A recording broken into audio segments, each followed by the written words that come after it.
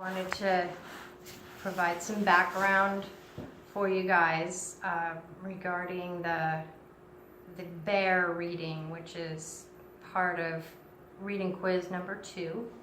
And sometimes with an online class, it's easy to forget that students, aren't there with you at a lecture where you can explain some of the basic terms. And so Peyton Larson raised her hand and brought up some questions in an email, so they kind of gave me a feeling for what it is that I need to share with you guys. So her first question was, question 5 asks what commodities people seek.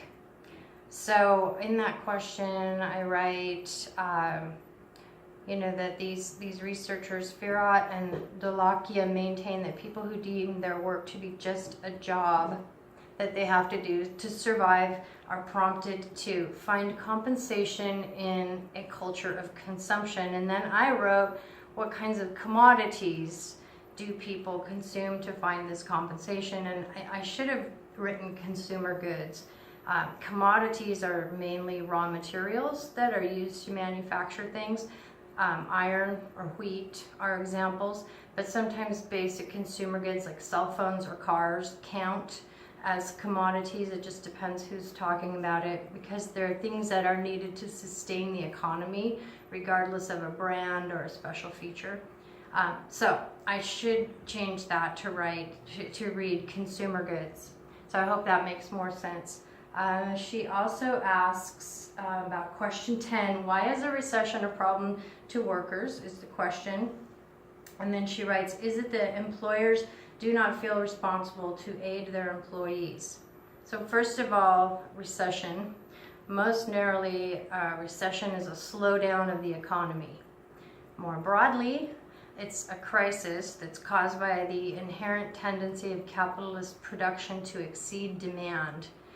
Direct causes may include financial crises, other things that create the inability for consumers to buy stuff, or for demand to continue. So increasing consumption compels demand, which compels growth. But when the production exceeds the demand, there's an economic slowdown, and something in the economy is not functioning in some fundamental way to generate enough demand. She also asks about what question 14 means.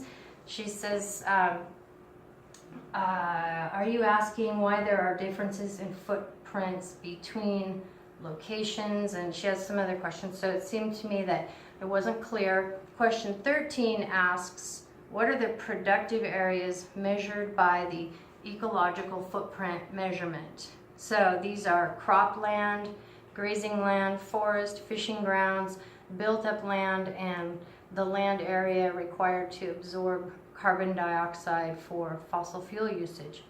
So an example of how an area of production that's measured by this ecological footprint measurement can increase because of the perpetual need of growth in the capitalist world system. I'll use grazing land.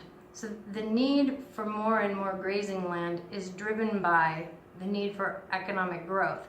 It's not just that population growth means that there are more people to feed, or that ecological destruction from grazing by animals is progressive.